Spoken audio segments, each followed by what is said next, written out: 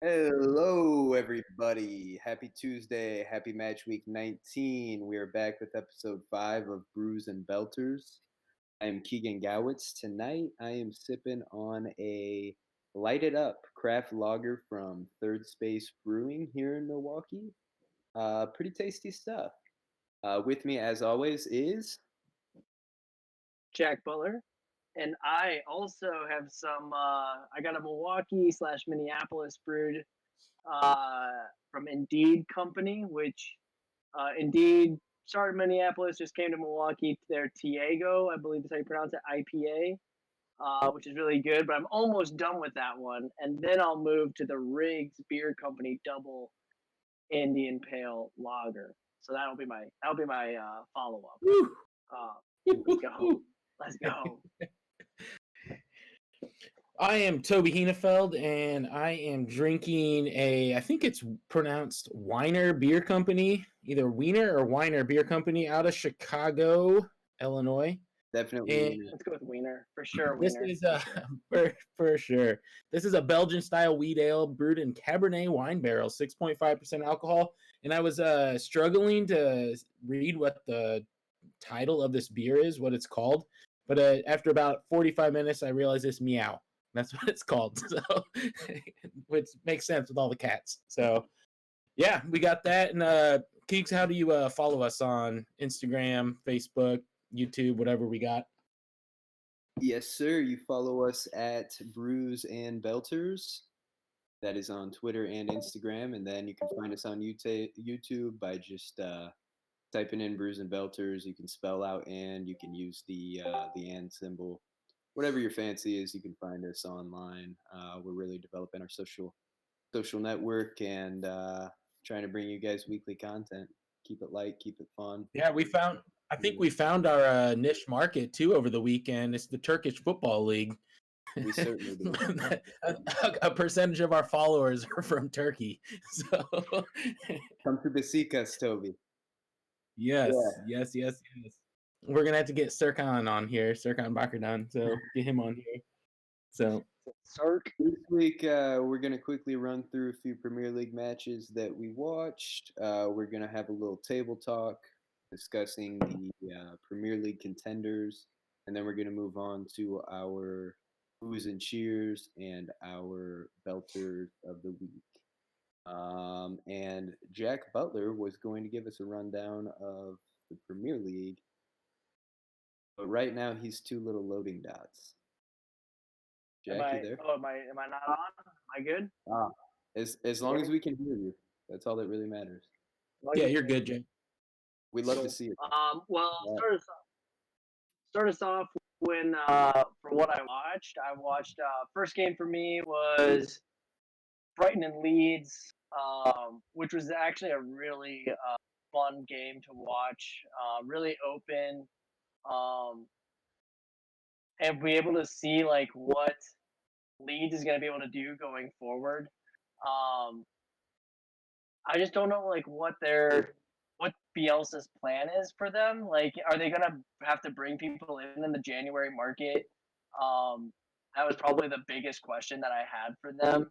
They just didn't defeat going forward. Ended up losing that 1-0. And but still, even though like the scoreline wasn't high scoring, it was a really fun game. Two really good managers that I'm a fan of. And yeah, it'll be interesting to see if Leeds keeps the feet, if they make some moves in January to bring in some fresh legs. They've just been playing a lot of soccer.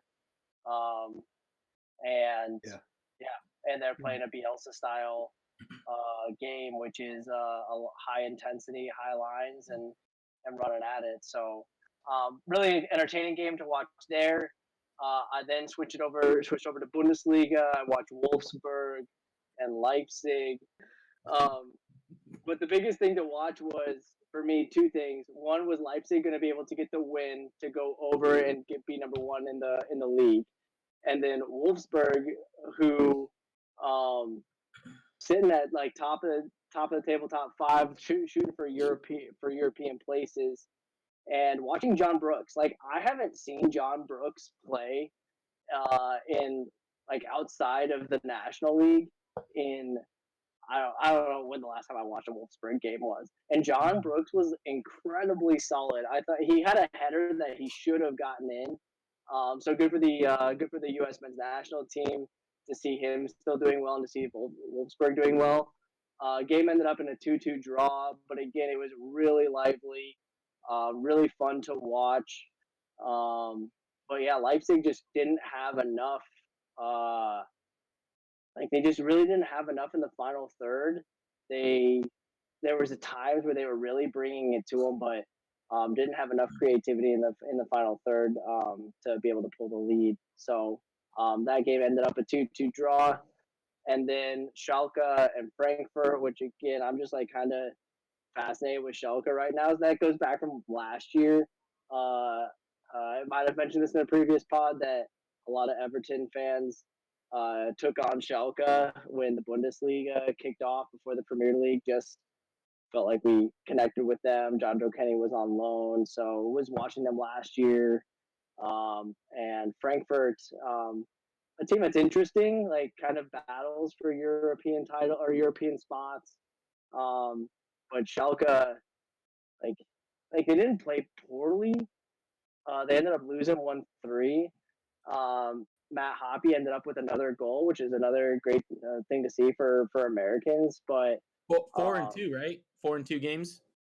4-2 games, yeah, and um, he just but the Schalke just didn't have like the ball going their way. They didn't play specifically poorly. Like they could have lost. Like they probably should have lost the game, but they could have drew it, and you would have been okay with a draw. But like they're sitting like bottom of the barrel, last in the league, so they got to make something happen. And hopefully Hoppy can be a big part of that. Be great to see an American do really well over there. So, and the other game that I watched was Manchester United and Liverpool, which we'll go into a little bit later in the pod. But overall, a snoozer is my take on that one. So that's Retweet. what I watched. Perfect. Tubbs, what about you? What'd you watch this weekend? So I got both Spurs games. Midweek was Fulham. That was a 1-1 draw. Spurs went Spurs and had to lead into I think the 75th minute before giving one away. And then after that, it's like balls to the wall trying to get it back, and they should have been playing that way the whole time. And yeah, so then they played over the weekend against Sheffield and took the Blades out 3-1. I mean, Spurs played really well and they got kind of lucky at certain times. Like I never felt like we were locked in on that one. But I mean, at the end of the day, Sheffield is a bad team. Like they're bad. Like Spurs didn't play well and they looked good against Sheffield. And like, yeah, I can't wait for them to get out of the Premier League. Like, get Norwich and Pookie back up here real quick. Like they're already feeling it. So, watch those two. Watch United, Liverpool. We'll talk about that later. Like Jack mentioned. In my opinion, the best game of the week in the Premier League was West Brom and Wolves. First game Saturday. It was a 2-3 West Brom victory, which was good. I forget their new manager's name. He was the old Everton manager. He's Big Sam. starting to look pretty good for him. Nice, baby. Yeah. Yeah. And so all their goals were scored in the first 60 minutes. So it was a fun game. Like it was just it was just good and interesting to watch. And unfortunately, in a week period, I watched Fulham play again against Chelsea later that day. Chelsea squeaked by, and like that's becoming a recurring theme. It was 1-0 Chelsea, and yeah, Fulham. So what was funny is Fulham's coach before the Tottenham game, they weren't even supposed to play on Wednesday, but they were notified Monday because Tottenham's game against Villa got canceled, that they were going to be rescheduled because they had COVID in the Fulham department like 3 weeks ago. And so they were going to make up that game. And the coach was pissed. He's like, we shouldn't be playing this many games in a 1 week period because they just played over the weekend at the FA Cup. So it was like a 3-day turnaround. But Tottenham was doing the same thing. And so was like a lot of other teams. But then it was kind of funny because before the Chelsea game, after drawing with Tottenham, he was like, yeah, with this momentum, we want to play as many games in a short period as possible. So he went exactly against what he said in a 6-day period, which is kind of funny. So that's one of my like shithousery moves. That was the first one, actually, was Anthony Robbins, the USA defender.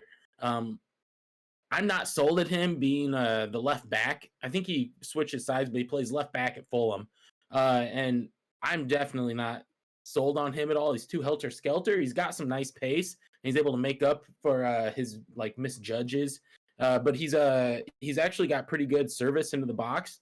And he is actually pretty positive, and that's what I've been kind of dogging him the last couple of weeks, and same with Fulham as well. But they've been playing pretty well. Fulham has lately, and he was playing really well against Chelsea, like causing havoc.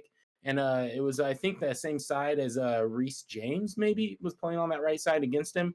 And so, or Ben Chilwell, I can't remember who it was, but they were keeping him in check because he was moving up the pitch so much.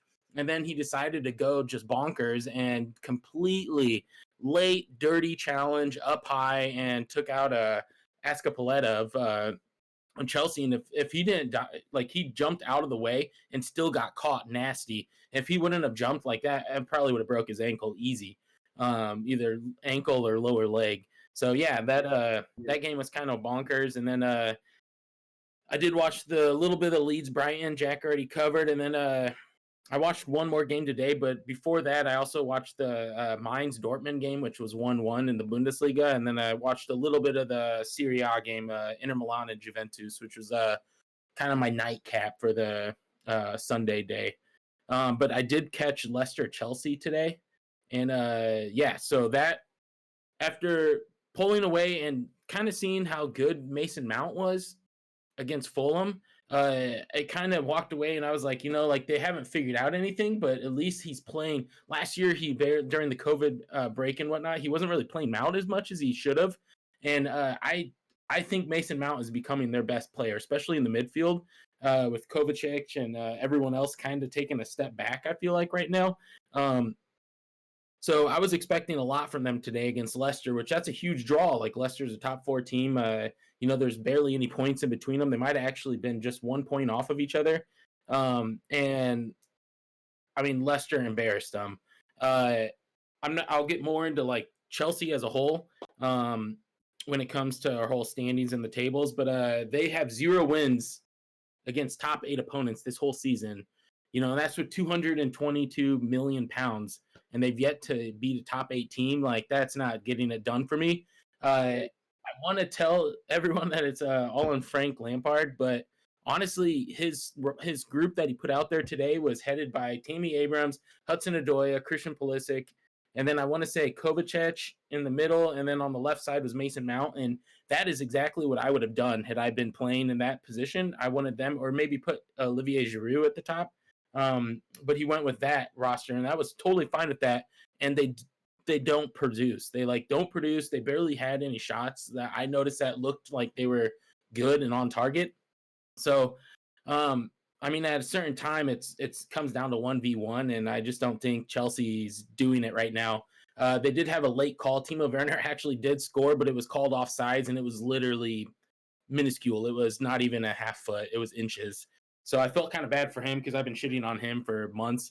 But against Fulham, he did have a nasty miss, like a bad miss. Like he shouldn't have missed it, and he did. And so when Keegs gets better at his video editing, he's going to put that in the mixtape of Timo Werner misses for the season in honor of me. After the game, Lampard did say Chelsea's not a club ready to compete. Like he literally said that in the interview. Like I quoted it and everything. I was like, dude, what? Like, how are you not ready to compete? Like that makes no sense to me. And then to go even further, like if you want to look at him versus Brendan Rodgers, who at first I thought he was kind of a dumbass, like 6 years ago in the league. He's a legit great coach. And James Madison was interviewed after the game, and he said that they work harder than the other teams because that's what Rodgers asked them to do, and that's what they have to put in. And he kind of did some subtle jabs as well, saying like, we don't spend as much, we don't have the money to spend as much as some of the other teams, like literally talking about Chelsea, but we just outwork everyone and we hustle more. So he did that, and then the first goal was actually scored on a set piece. It was a corner kick taken short, and then the guy deked up and went down the sideline, and I think it was Jamie Vardy that hooked him up. and it was Ndidi that ended up getting the goal on that. And that was a Rodgers like scouting report. Like he noticed on short kicks, Chelsea's guys tend to lose their markings pretty quickly, especially on free kicks. And so they set that whole set piece up, and that turned the game around in the 8th minute. So he got out coached, they got outplayed, and I truly think Frank Lampard will be gone by the end of the week if they don't get another win. If they don't win this weekend, I think he's gone easy. So it'll be kind of nuts to see what they end up doing, but yeah, that's my thing. You know, I like to break news on here when I can, and I feel like that's a prediction that's going to be happening. So, yeah, that's all the games I got. I have some more stats and statistics to go over, but I'm going to wait, hold them till the middle. You know, when I give it all up at the beginning. You know, so Cool. What about you, Keegs? What'd you watch? Well, I'll pick up where you left off with Chelsea. Chelsea Fulham. Yeah, Anthony Robinson has not impressed me. The handful that I've watched him, he's a little bit out of control, and some of that may be youth too. That may be the fact that he's only 23, but he tends to not really control He's himself. only 23. Yeah, I feel like we've been talking about him for a few years, and that's mind-boggling that he's only 23. Yeah. First time in Premier League too. So this is the best competition he's ever played. But yeah, and I just think he's a little bit too aggressive. I think he needs to tone it back and realize, when to go in, when to go forward, when to be aggressive, when to be conservative. So I think he's just got some learning to do, or maybe I don't know. I don't know the fucking guy, so maybe he's just a hothead. I'm not sure. But I've never really been sold on him. I think he needs to grow up a little bit. Maybe he will. But yeah, not impressed with Timo. I've actually gotten to the point where I kind of feel bad for the guy because against Fulham, you could tell with the chances that he botched. That's a guy that has just zero confidence right now at all. And people have given him cheers, Tobes. People have given him foam cheers. hard time this year, and he's been criticized understandably. And a professional player worth that kind of money should be criticized when they're not playing well. Mm-hmm. But you can tell he's in his head. With that Fulham match, you could tell he's a train wreck mentally right now. Also watched Brighton Leeds. I won't talk too much about that because Jack talked about it. Really great match to watch though. Brighton came out. Again, just really well coached. They came out, they did what they had to do, got an early goal, and then just defended their dicks off for the rest of the match. It's great to watch, actually. And like at the end too, like they had like held possession when like you thought Leeds was gonna get on the front foot. Like that was the thing that was really impressive, or not as much impressive to me about Brighton, but like Leeds just didn't have an answer. Like that, or that was more concerning for me about Leeds than like I thought Brighton did well. They just that second half, like that, the second half of the second half, there was like Leeds just didn't have an answer. Yeah. Definitely. And early on, I gave Brighton a lot of credit in that match, and I think Brighton do deserve credit. But with that, as the match went on further and further, my mindset shifted more to I think clubs have Leeds figured out. I think everyone has Bielsa's number. And they've moved up to the Premier League now where once you figure them out, you can stop them because they're not as deep as most Premier League teams. They don't have that quality where they can't bring 2 or 3 guys on from the bench and mix things up. So, yeah, I think it's a little bit of they need to pick up 1 or 2 more weapons, and that way they can mix teams up a little bit more because I think people have figured them out a little bit. Yeah. And Bamford hasn't been scoring recently either. Like I think he's on a 3-game or 4-game goal streak or goalless streak. And so with that, like, I mean, I want to say he was like 80% of their goals this season. Like, it's easy to kind of understand what's going on with them. Yeah. And then I watched Tottenham Sheffield as well. Brilliant by Kane. I mean, he's been unbelievable this year, but that goal pretty much epitomized that number 10 role that he's been playing. To receive the ball on the turn like that was Kevin De Bruyne-esque. I mean, there's literally 2 players in the league who receive that ball that smoothly and then take 2 or 3 touches through traffic and place a shot literally perfectly. And it's Harry Kane and De Bruyne. They're Mhm. the only two players who can do it. James Madison is kind of creeping up that list where he might be another guy who can do it. Maybe Bruno Fernandez, but like Kane and De Bruyne have that consistency to their form where Yeah. that's just part of the class that they bring every fucking like I can see both of them doing that multiple times throughout the match and delivering a perfect pass too. You know, it's not just where they get that perfect moment where everything syncs up. That's a consistent thing that they can provide game in and game Mhm. out, and that's what separates them. Naughty little goal by Ndombele. Yeah. I love to give Tanguy a little bit of love. Fucking love that dude. Super cheeky goal. Liverpool, Man United, we'll touch on when we talk about the table. But yeah, like Jack said, a bit of a snoozer. And then I watched Juve and Inter. Interesting, super interesting matchup for those who may not follow Serie A super closely. Andre Pirlo in his first season coaching Juve, facing off against Antonio Conte, his former manager, while he played for Juve.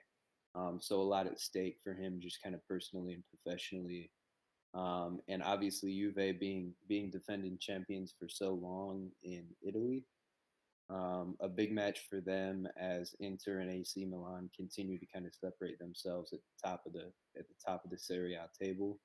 And Inter completely dominated this match. They won 2-0. Honestly, they could have won 4-5-0 or 4-5-1. Arturo Vidal started it off with the first goal for him, and it was a header. Surprisingly, he did not deflate the ball by heading it in with his mohawk. Dude's like dude's like 35 years old and still has a mohawk. Dude Can still has it though. Like he's still pretty good. He's got Oh that yeah, fire. yeah. I He's mean, like he's one mouthy word away from getting a yellow card every game. Like literally every game. or from getting like murdered by somebody in a back alley. But yeah, I mean, he's had a phenomenal career. He's a great player. And then a phenomenal ball from the young defender Alessandro Bastoni to Nicolo Barella, who is probably the man of the match for me. Barella looked amazing. Inter's midfield just completely outworked Juve's, and they got the win. And that's all I got for my recap, boys. Should we head into a little bit of talk about the Premier League table? Let's do it. Let's do it. Who are our favorites, Jack? I'm gonna have you kick this off. Who's looking dangerous to you, and who do you see at this point? Or It's changed or constantly over the weeks, but who do you see well, ending up? what did you think about the man? I mean, because it all was set up because United Liverpool, it was pretty much whoever Yeah, took points there was going to be top of the table, and they both wet the bed. So what did you think of that game, Well, Jack? well, so I mean, obviously the game itself was interesting. It was a chess match, but what I thought was most interesting was that Man United, I thought, was going to go for it a little bit more. Um, I was surprised of how they set up to not be able to try to really go get 3 points. Liverpool is not in the form that they have been in years past. United running high. Yes, it's at Anfield, but it's an empty Anfield. Like, do you try to bring on Cavani? Like, do you start Cavani? Do you bring Cavani on earlier to try to really be a difference maker and get a goal? Like, to me, it was a very conservative play by United that could come and bite them in the ass later in the year when the table is a lot tighter and like having 2 additional points might really be a difference maker. So with that, like neither one of those two teams told me that like they were gonna get after it and be number one. Like I mean, like that's kind of like a yeah.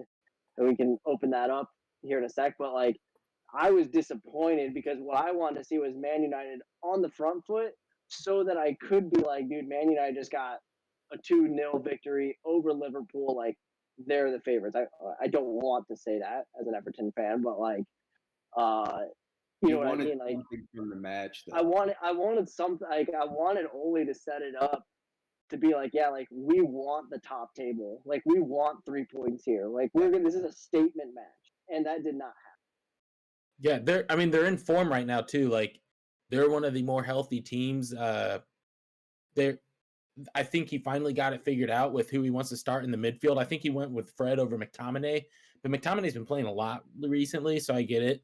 Um, but yeah, I felt like they were going for it when you saw the lineup. I can't remember if Anthony Martial was up there with Rashford or if it was Greenwood. I can't remember who it was, but I was thinking they'd be going for it more, and they kind of.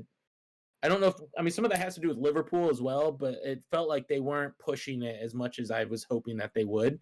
That and they didn't get a PK. So whenever they don't get a PK, it's kind of 50-50.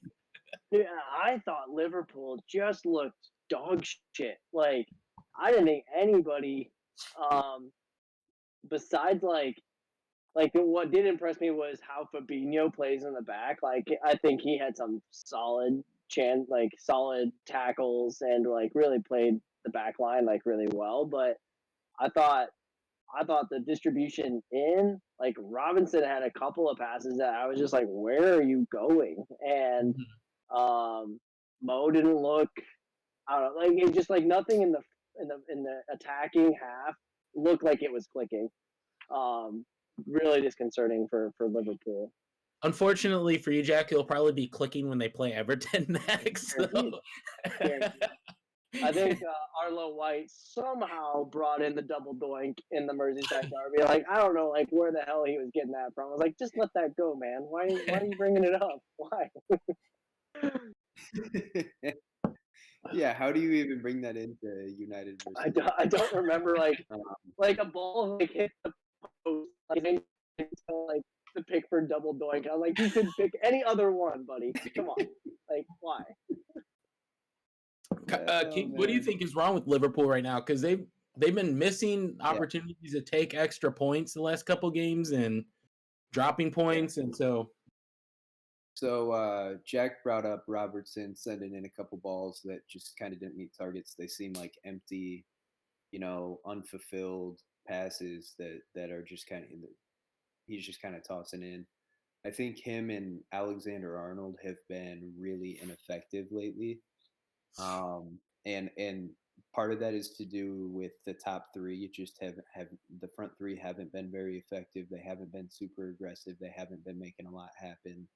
And there's a lot that goes into that. Obviously, Firmino played really, really poorly against United, and that's huge for them to have a guy in the middle, a true number nine, who connects everything and gets that interplay going. Because when you got the left and right backs swinging balls in, and then you also have that weapon in the middle to sync things up with ones and twos, just makes you so much more versatile attack wise.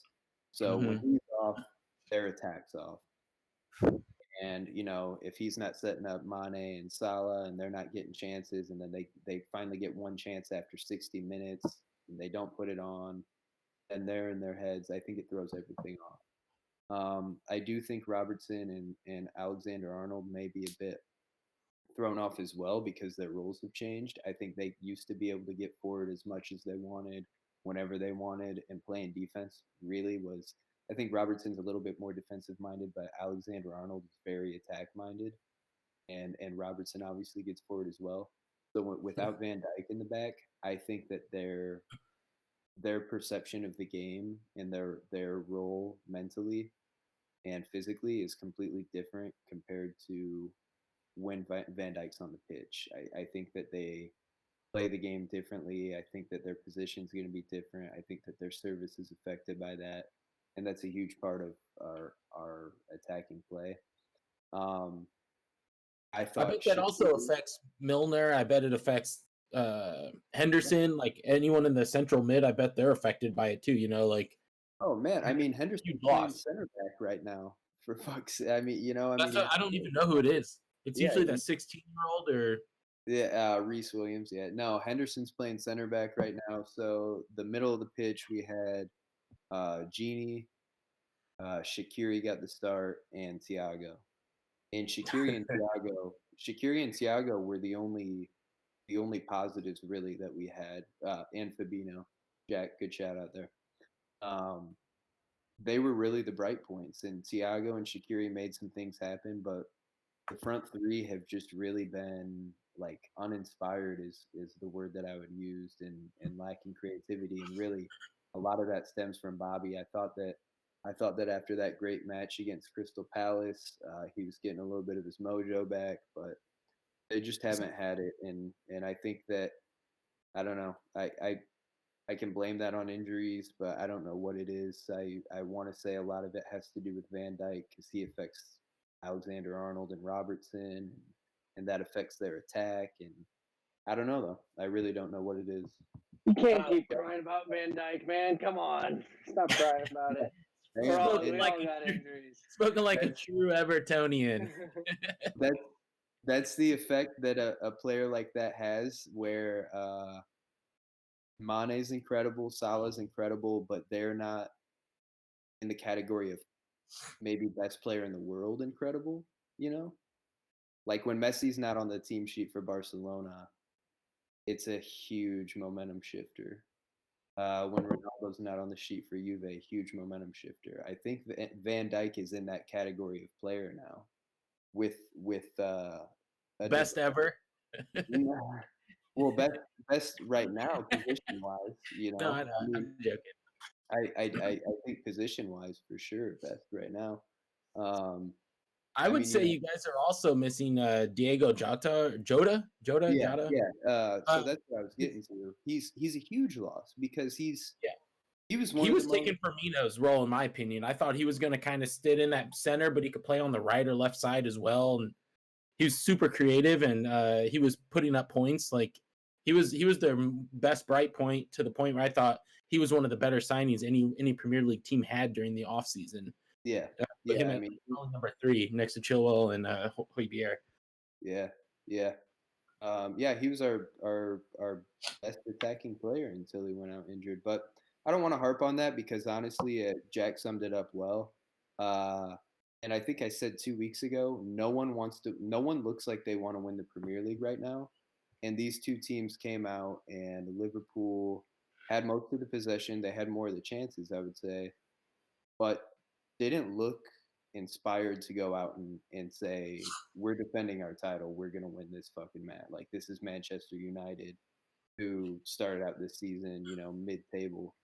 They didn't take that opportunity, and Man United, and I wasn't surprised that Man United didn't come out attacking, didn't come out playing forward, because frankly, I think that's their style right now. I think they're staying afloat at number one. I think they're shocked that they're number one. I'm shocked that they're number one. Ale is, I think, still like living in a dream. Like, why am I the manager? Why am I the long term manager of this club? Mm-hmm. 3 months ago, their own supporters were wondering why the hell he's the manager. So I wasn't surprised by 3 that at weeks all. ago. Yeah, You 3 know, weeks ago.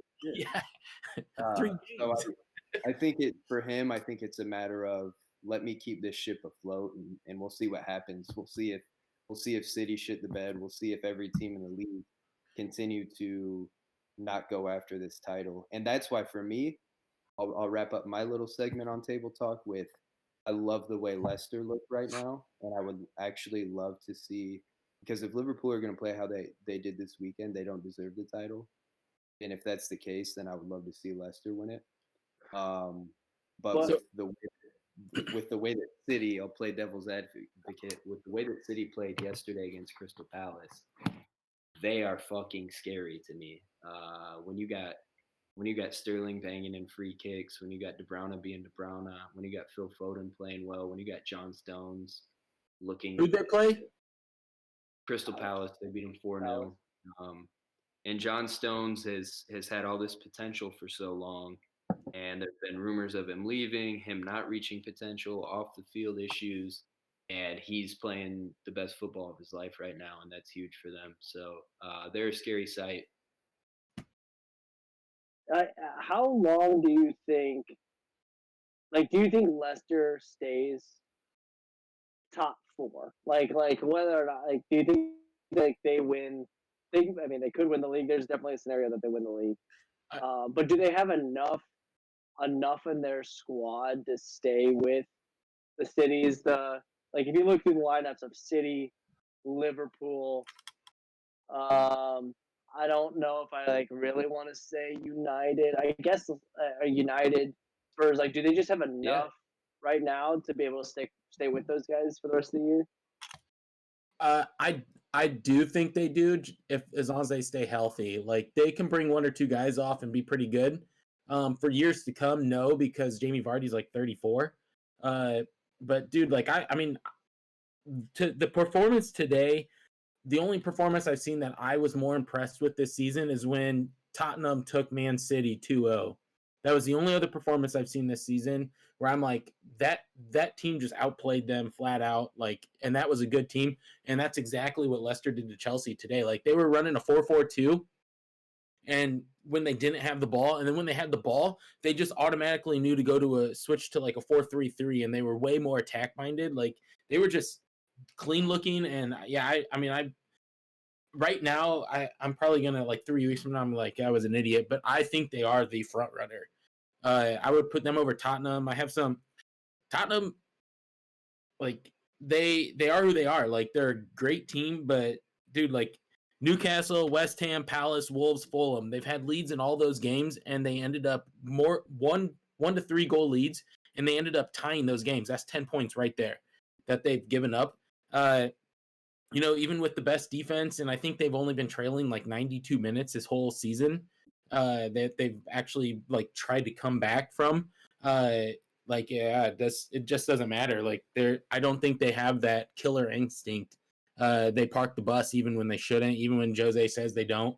And with that, like when you're dropping that many points to those teams, which are like middle to lower pack teams, like they're not a top. I don't even know if they're top 4. Honestly, they might be at number 4 at the end of the season, but I think it's Leicester.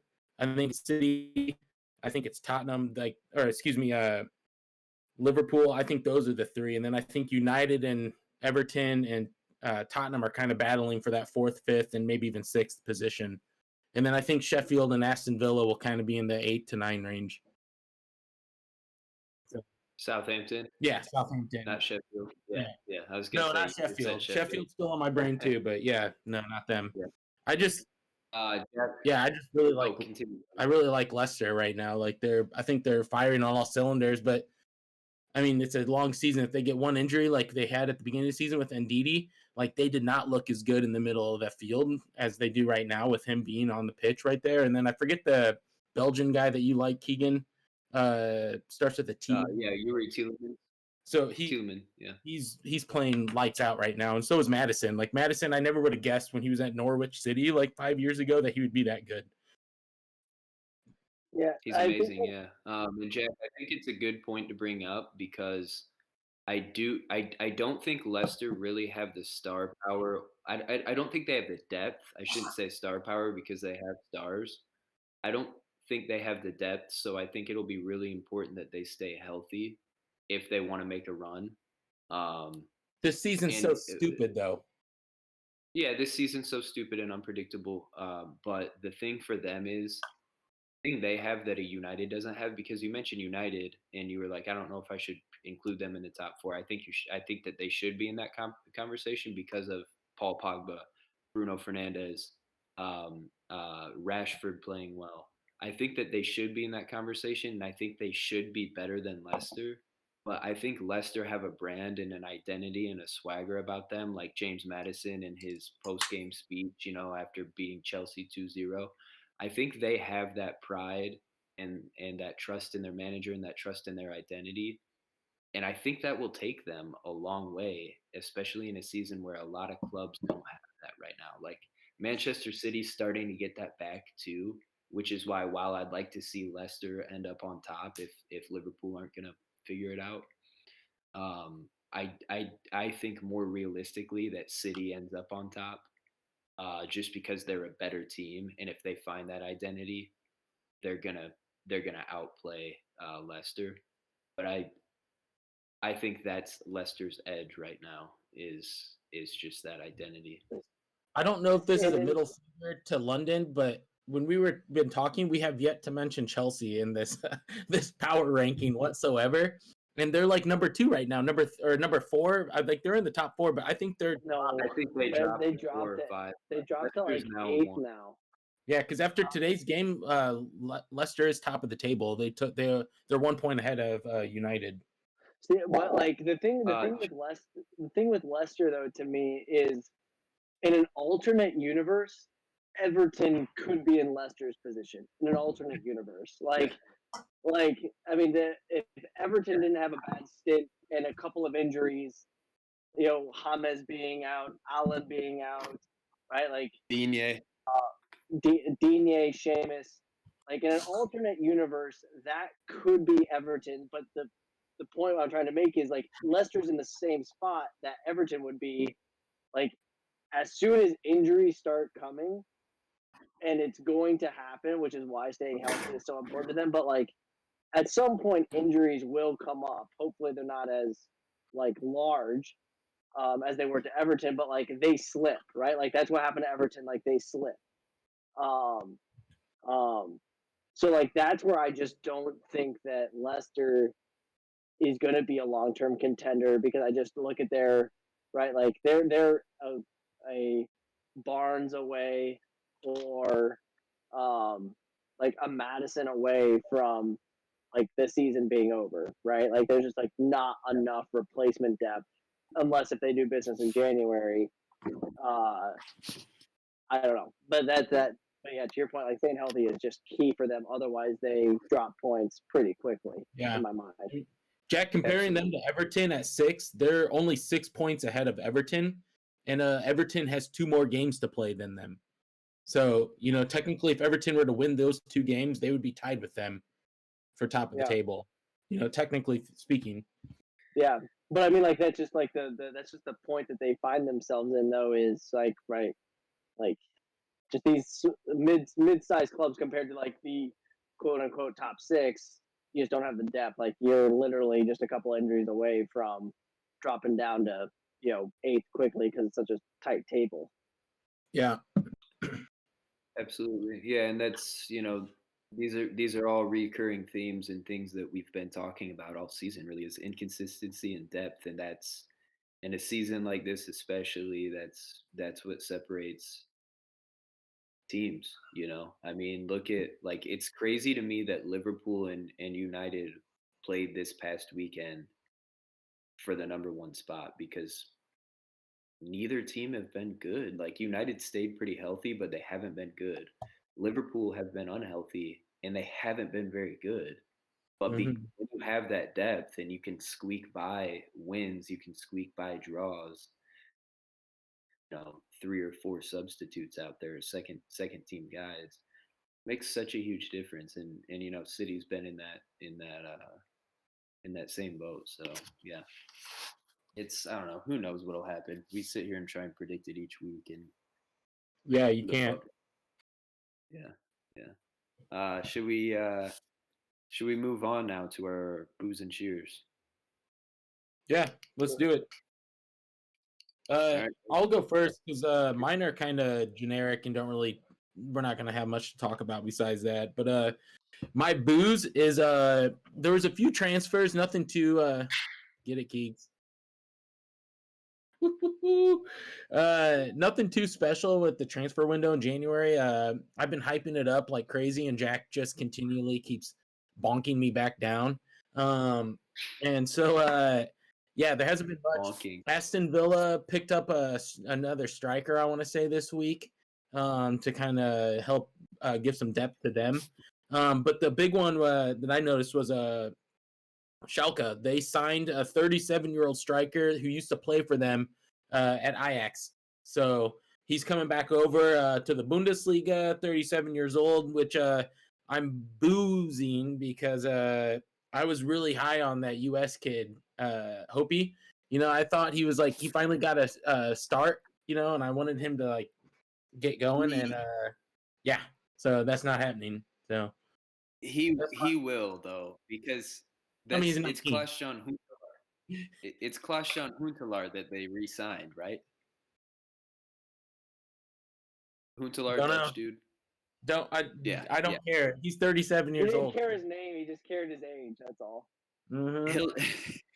He'll just be a super sub, Toby. Hop's still gonna get time. I swear. Yeah, speaking of Schalke strikers, that was like Pookie. I thought Pookie was like 24, and Keegan's like, that dude's like 36. Been in like every league division known to man. And I think he played for Schalke, like I want to say like 8 years ago or something. Eventually I'll get that poster. It's like it's in limbo. I don't know where it is, but the guy Yeah. picture of the second coming will be hung in here. So Can't wait. but And what if we're gonna your keep cheer? going, I'll go with yeah, my cheers. Got a few of them, kind of small ones. First one is Kristen Pulisic is what I'm gonna say. I'm not gonna call him Pulisic. Kristen Pulisic. His GQ spread. That thing was fire. Don't know if you guys saw that. I sent one of the pictures to you guys. Of course. Yeah. Pick out your background, what you guys want on your computer, everything like that. Your wallpaper.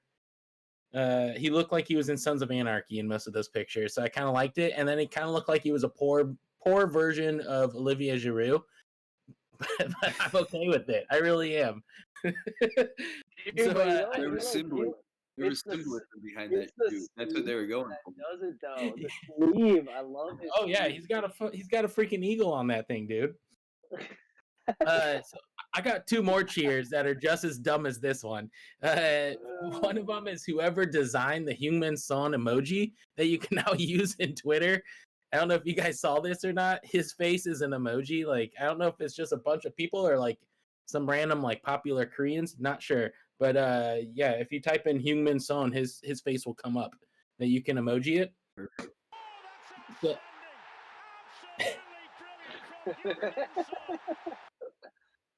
that was his goal of the year last year. The one where he took it to the house from out from his own 18 and took it the entire field. I want to say against Burnley. Yeah, so that's my second cheer. I got a third cheer as well, and this my nephew who plays Fortnite. They now have where the Fortnite characters can dress in different soccer kits. And so he had his guy because he loves Cristiano Ronaldo. And so they had Juvie jerseys on, his like players that were playing, which it was kind of cool. They were like, oh shit. I'm like, do they have Tottenham? And he's like, huh? And I'm like, you remember Harry Kane? He's like, oh yeah. He's like, no, they don't, Toby. They had, I only remember Man City. They had Man City too. So that was kind of cool. Like, it's kind of a weird crossover. He had to pay for it. Like, I think he has like a bunch of Christmas gift cards saved up, but yeah, he got Juventus, so a bunch of Cristiano Ronaldo jerseys on his guys. So that's kind of cool. But yeah, that's my cheers right there. All three of them. Jack's buying kits in real life, and your nephews are buying kits on Fortnite. I'm just thinking like how that is right, like how you connect the game to a generation, right? Like I feel like our generation was FIFA, and like that's how you connected the game. And then if it's fucking Fortnite that like the new like generation's playing, like how do you bring the game to them? You know? Yeah, do what you gotta do. Throw a fucking Juve jersey on them. Yeah, my nephew Briggs, my youngest nephew was like, Toby, I read this. He did a book report, and he's like, do you know he's not as good as Pele though, right? And I'm like, how do you know about Pele? He's like, YouTube. I'm like, okay. He wrote a book report about why Pele's better than Messi and Cristiano Ronaldo based on YouTube videos. I'm like, okay. So that's what we're at these days. I'm watching mixtapes of Pele. That's awesome. I'll squeeze in with my cheers. So I got one which was really excited to see Jordan Morris get a loan move over to Swansea. For those that follow the national team, like Jordan Morris has been in the picture for a while. He's 26 years old, been playing with the Sounders. He's a Seattle guy. His dad, coach, no, the doctor. Something. His dad has some type of affiliation with the Sounders, but anyway, really excited to see him move to Swansea. He's had links to bigger clubs. He's had links to Serie A. He's had links to Bundesliga. So like interesting that he chose to move to Swansea, but like if you dig into it, it makes a ton of sense. Swansea for the last couple of seasons has been owned by an American shareholders group. So like that makes a play in it. Swansea is also right now second in the championship, Behind sitting at Norwich. 46 points behind Norwich, who's sitting at 50. So like they're making a big push to get into the Premier League.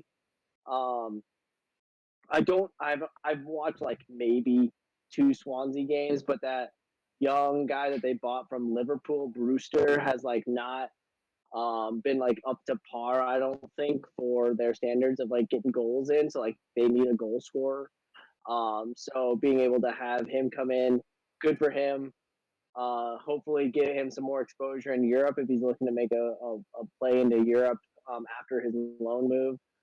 But just good for Swansea, like to get somebody at 26 in his prime who's a proven goal scorer. Hopefully he can make an impact for them and get them up into the Premier League next year. So I'm really excited to watch that. I'm really excited to have that on, hopefully more on ESPN Plus to get more exposure and watch a young American playing over there. Um, Uh, that's yeah, yeah, they've been having a lot of U.S. guys kind of moving overseas, and a lot of them have been going. I feel like they're getting tucked away in like Division Two of Bundesliga, which we don't. I mean, we don't get any of that. Like you don't see Bayern Munich Team Two, you know. So it's cool that I especially liked it because most of those guys are like 16 to 20, and he is in his prime right now, 26. And so yeah, it'll be definitely cool to watch him go to Swansea. And I mean, I never really cared too much for it, but the championship is fun to watch. Like it's good. It's kind of more aggressive and physical that I don't want like Tottenham to play those teams, Yeah. but it's fun to watch. Like it's definitely a good watch. So yeah, I'm excited for that too, Jack. yeah, and good for Yeah, him, good. dude. Like hopefully he can play some minutes and like get some goals, get some real exposure, you know, or maybe he signs on with, I don't know what the contract deal is, but then if they do get promoted and he's playing in the Premier League next year, if they have the option to be able to sign him at the end of the loan move. That's Um, exactly what happened with Anthony Robinson, or Robin. I can't remember his last name, but anyways, Yeah, the defender from Anthony.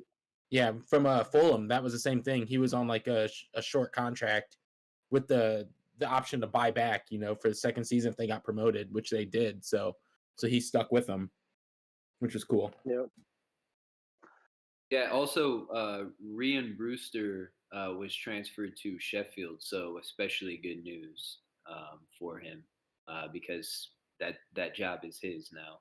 Um, so he so was just on loan at that's Swansea. I thought Swansea like yeah, bought him, yeah. so he was on loan. Got it. No, No, but he's I just guess on loan, and unfortunate for him since he transferred to Sheffield, he's gonna fucking get demoted this season, and now I don't think he's Swansea been playing will. too well for Sheffield though, because they talked about that during the Tottenham game, and they were saying that Liverpool like did such good business with that like double transfer or something that if he performs to a certain degree, they have first rights to buy him back before Sheffield could. Oh, Is kind of what it was. And I guess Liverpool does that with other contracts where they set it up where they'll loan a guy out with the option to buy back after like 2 or 3 years. So like even if he performs well, you can't keep him. Even though his contract's up, they have first rights to buy him back. Which I didn't know that. I mean, that's a whole nother podcast on contract negotiating, but or maybe not. yeah, So go then on with your boo. yeah, I was gonna say that semi segues into my boo of the um, ban that Trippier has received from Atletico Madrid, handed down by the FA for when he was still with Spurs. If you have followed this story, it seems when I first saw like the original headlines of like banned for gambling, right? Like that's pretty common in this business. Like okay, like dude cross the line. But as you get the Gross. specifics, when you get the specifics of this, it becomes more bullshit to me, and kind of making him the scapegoat over a larger issue, right? So, um, from the story, it sounds like he in a group text in a WhatsApp group told some of his buddies that he was going to be going to Atletico, and those guys placed bets on it that were minuscule amounts of money, like coming up to be like $1,300. A it was blatantly not meant to try to rig the system to get these guys large sums of money. Um, and I just don't understand like a 12 it ended up being a 12-week ban for him, where it seems to be like that is a very large punishment for not that doesn't fit the crime. And also, like, I don't understand for a guy who's really just talking to it with a couple of buddies, like, who is this guy supposed to talk to? He is making one of the biggest career moves, life moves of his over the span of his career, and going from England to Spain. He's shooting the shit with his buddies, and a couple of guys like lay a couple of small bids on it. Like, I just don't get it, and I feel like he's being scapegoated for a power grab. For I don't really know what the FA's like rationale is there, or what, but it just seems like the punishment does not fit the crime. Give him a $1,300 ban if that's how much he's like owed to the FA or something. Like, That's 12 it. weeks I was seems gonna be like, ridiculous. that'd be like me telling Keegs and Keegs being, because I'm a freaking professional, and Keegs being like, I'm gonna bet $13 Toby's leaving the Premier League to go to Spain. Like, what? Like, yeah, Yeah, it I makes no mean, sense. And that long of it, a period where he can't transfer, he can't do anything. Like, he can't play. He can't play for England either. Like, it's a total ban from soccer. Yeah, it seems very harsh, but harsh, and especially, you know, it, look at the situation and assess. Don't just be like, "Hey, we're the FA. We have to take action. This is what the action is." I understand it. I understand that if you let this slide, what's keeping you from letting something else slide? But this guy's, as you said, letting his friends know that he's going somewhere. It's not. As far as I'm aware, there was no evidence that he told them to go place bets or anything. Take legal action against these guys who took the initiative to use this information to go make bets. Go charge them, take them to court, do something like that. Like, you're punishing the wrong person here, mhm. to me at least. And from what I read, it sounds like his initial text was to the guy because he wanted him to go to Madrid with him when he signed. So it was like more Yeah, of like personal favor right. than anything. But the FA came down saying that, like, well, you should have known that these guys bet and they would have used it as bets or something like that, because there had been previous betting conversations in this chat. Like, that just is a fucking stretch, dude. Like, give the player some cut there. Like, I don't know. Like, Yeah. just seems like a load of shit to me. Can you But imagine the party? there's bigger fucking fish to fry. Like we're gonna like City got a slap on the wrist for breaking their what's the what the fuck's it called when you Financial can't fair spend play. money? Financial fair play, right? Like, City broke that blatantly, and they got like nothing because City brings in how much money into these I was gonna leagues, say right? Into the FA, that's a like, that's competing with a billionaire, not a player. exactly. Like, you're if you're gonna go try to go make a statement at somebody, go make it at like an ownership group versus like a guy who's just in his 20s and telling his buddies that he's moving, you know. Could, Yep. But could you imagine getting that call, being like, Tierney, you want me to go to Spain with you before COVID started? Like, we're just gonna party in Spain the whole time at Madrid? Yeah, I'll go with you. Like, can you imagine getting that phone call? Like, YOLO, baby, let's You go. work, yeah, you work, I'll play. Yeah, Yeah, sure. he probably was in the middle of working and just left work. It's like, I'm done. Peace. so that's my bill. As That's always, my Jack. bill. As always, great boo. You're always sticking it to the man. Very in depth. Um, For me, I'll give my cheers to Mesut Ozil for moving on, finally being freed from Arsenal's cage.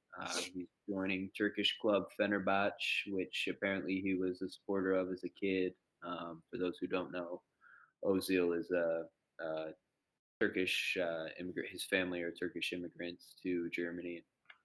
He's said some questionable things about the Turkish government. That we won't get into because I'm giving him a cheers. So I'm not gonna backtrack and regret saying that. But yeah, Well, interesting background. what do you think he Um, has still to offer, Keegs? a lot. Do you think? I think his class is the type of class that's permanent, where it's very technical, it's very creative, and um, based on awareness and being able to deliver a pass and make the players around him better. And I think that that's something that stays around for a while, whether you're quick, whether you're strong. I don't think that his type of play really depends on either of those two attributes. Obviously, if he's in prime condition, 25, um, that's going to benefit him. But I don't think he's that type of player who's really going to be missing much at 32. I think he's still going to be sharp, and I think he's going to do well in that league. That that team he went to, are they decent? Because Yeah, the only yeah, reason why I'm asking is because there was another team that was at the top of the table in the Turkish league. I want to say they played in Istanbul, and they actually played. Tottenham went there and played them yeah. in the Europa League, the qualifying round. So I didn't know if he would get any shots at Europa League at least to still. Oh yeah, yeah. Fenerbahce, Galatasaray, Besiktas, they'll all compete in Europa, and even Yeah, Champions Champions. League. Okay. I mean Galatasaray and Besiktas especially have made decent little runs in Champions League. So I wouldn't be surprised to see like next year or the year after. I don't know. I haven't looked at the Turkish table, so I can't make an educated opinion on that. But I would guess that next year or the year after you could see Ozil in Europa League, certainly, possibly Champions League. Who knows? Shout out our Turkish Fenerbahce follower is too. sitting number is Fenerbahce is tied for one at the moment at 38 points. Okay. So that's Yeah, that's Europa. totally. Yeah. Um, but yeah, my boo of the week is something that they've been criticized, something that Chelsea's been criticized for a little while. We'll just continue to pile the shit on top of Chelsea. But their loan machine that they've been building really since Abramovich took over ownership. What kind of made me boo them for this was they just released their longest standing loan player, Lucas Piazzone, last week. He turns 27 tomorrow. Happy birthday to him. Um, he signed with Portuguese club Braga after 8 years on loan in Chelsea's system. So he signed for Chelsea in 2012 at the age of 18, maybe 19. And since then, he has played for 8 different clubs in 6 different countries from the age of 18 or 19 to 26. So, Jesus. Can you imagine that? yeah, Not knowing language? yeah, Ugh. yeah. Can you imagine being, especially in those years where, I mean, you look at other footballers who have been in one place that they call home for throughout those years. They've got a wife, kids, good family, around them, Stability. friends, stability. Yeah. Sometimes you gotta, and Jack's boo with Trippier kind of put this into perspective too. Sometimes you have to take a step back and realize that these fucking guys are people too, and this loan machine that Chelsea's created really has been in question for a while. The efficacy, the the morality of it, and kind of just pimping out these young players really to make money long term. It's pretty shitty, really. I mean, I Uh, get it from that perspective, but I mean, loaning's. I think it's good as long as you're doing it properly. Like if you right? like for Yeah, instance, yeah, like right now, Harry Winks from Tottenham, he wants to make England's top squad, and like right now he's not gonna be because he's not getting enough minutes at Tottenham. So he wants to be loaned out to like I don't know, somewhere in Portugal or Spain where he could like actually compete for like a third or fourth best team there, where he'd get first time minutes, and it's financially good for everyone. But yeah, where you're talking about with the younger guys, that's the whole hierarchy of how the league is set up with loaning people, or Yeah. how you have buyback clauses, and how you have it where you can sell off a player and then you get a percentage of that income as they keep moving from club to club. Like it's a lot. There's a lot going on there. Yeah, I mean the loan system's great. It's one thing that I love about soccer. You can let young players develop, but when you're buying kids at like 15, 16 and just okay, they have potential, let's train them for a little while and then let's pimp them out. You get into a little bit of a moral dilemma there. So to put into perspective, Chelsea have 18 players currently on loan, um, racking up about 160 million pounds in value. City are right behind them with 17 players on loan. The next after that is Brighton with 10, Wolves with 9, Leeds with 7, and then you get down to Arsenal with 6, Spurs with 5, Everton with 4. So I mean, you look at like Arsenal and The Spurs. thing that the thing to notice though about City is like most of those, I would imagine that most of those City loans are to the other City group franchises, because that's what they do. Yeah, they could be. They could be, yeah. Whereas Chelsea have no, Exactly. Like they have no, they don't have the machine of City Football Group, right? Like, Yeah. right. so yeah, that just makes it more special and unique, the loan machine that they Yeah. have. Keegs, I was really Yeah. hoping you were gonna drop a Danny Drinkwater fact on us. Nope. No Danny Drinkwater facts tonight. Okay. So It yeah, is what let's it move is. on to our Belters of the week. What you got, Toby? From today, FA Cup makeup, Southampton. It is my boy James Ward-Prowse. Speaking of not loaning, I think he will be leaving Southampton in the next year or two. He's an up and coming star. Like he's gonna be the next one, in my opinion. I think in the midfield. And yeah, he had a free kick banger. That's what he's been getting known for. And this thing, 24 yards out. I didn't have the Eredivisie or whatever it's called, the Belgian. I didn't have the arrow with the timing I was talking about last time with the distance traveled. I didn't have that arrow, Yep. but just me gauging it, it looked like pretty far out. And yeah, he rocketed it left side of the goal. Great kick. Yeah, unbelievable free kick. So Belter of the week right there. Salute What about to you, James Jack? Ward-Prowse. Jack, what you got? Always. It's not as much as like a belter, except that it's like a very much American belter was Matthew Hoppy's goal for Schalke. Not not a belter, but it was a 19-year-old trying really hard. That's what it was. Back to back weeks right here. First time on the pod. Back to back weeks on Belter of the week. I mean, like, We're all getting like hockey jerseys. I'm calling it. Dude, I will get that jersey too. Like it.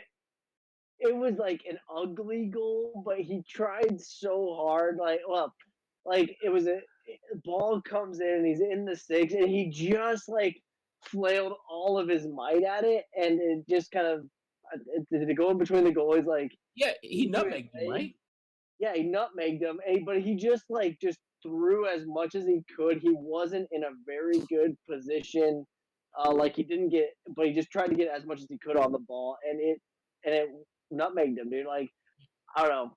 To me, it was like a perfect 19-year-old who's not the most skilled player you're ever gonna see, but like he just like threw it at him, man. And I don't know. I'm just like really happy for him, and I hope.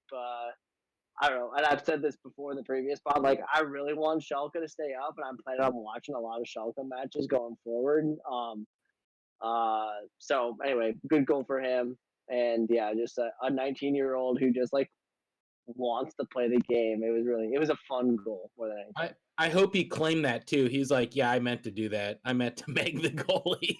No problem whatsoever. He just like meant to kick that ball somewhere to get a goal. Like, yeah. Jack, I also want to cheers. What jersey you got on? What's that kit? It's a Hummel, right? This is a Yeah, Hummel. give him a shout out there, Jack. Yeah, this is Give him a the shout out. Milwaukee Torrent. This is our local club here.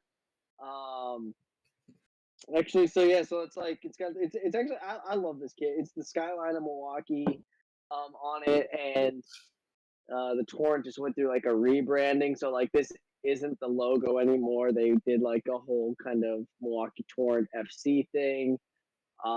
But they kept the same kit. Like this is still the home kit. But the rest of the kits are sick too. So Hummel has been killing it. Who are they in Milwaukee? Like what division of US? So they're in the NPSL. So that's fourth division. But yeah, so they're going to be, I believe, in the NPSL again this year, and then go from there. But I've been a season ticket holder in years past, and just try to support local soccer, man. So Awesome. I was telling you guys before, but we have the owner is from Leverkusen and played in the Leverkusen Academy. So he's got connections there. So there is an affiliation with Torrent and Leverkusen. So just a cool little thing. And Leverkusen has been helping out with the Torrent rebrand. So it's been cool to just watch and go to games. Go to Maynard's after the game, drink some beers. Dude, Maynard's, dude, I love that place. I miss that place. I think it's been closed through COVID, but go in there and drink some Spaten after a match. All right, yeah, we love a good Schalke goal. We love a good American goal. We love a good workhorse belter, good blue collar belter. I'm gonna go with a goal that was scored today in the Saudi Professional League. Fabio Martins in the 34th minute for Al Shabab. On loan from You're Chelsea. making this up. You're making where in the fucking internet did you find He this? found him on loan. Toby just said on loan for Chelsea. Oh, fucking goodness gracious! How deep in the internet did you have to find this goal? Not deep. It's circulating quickly because it happened today. So you'll probably see it, and anybody watching, you probably won't have to dig that far to see it. Go to like a fucking 433 or a Bleacher Report or some shit. They'll have it posted by the time that we're done filming this podcast. But at 34th minute, Saudi match, Al Shabab, Fabio Martins.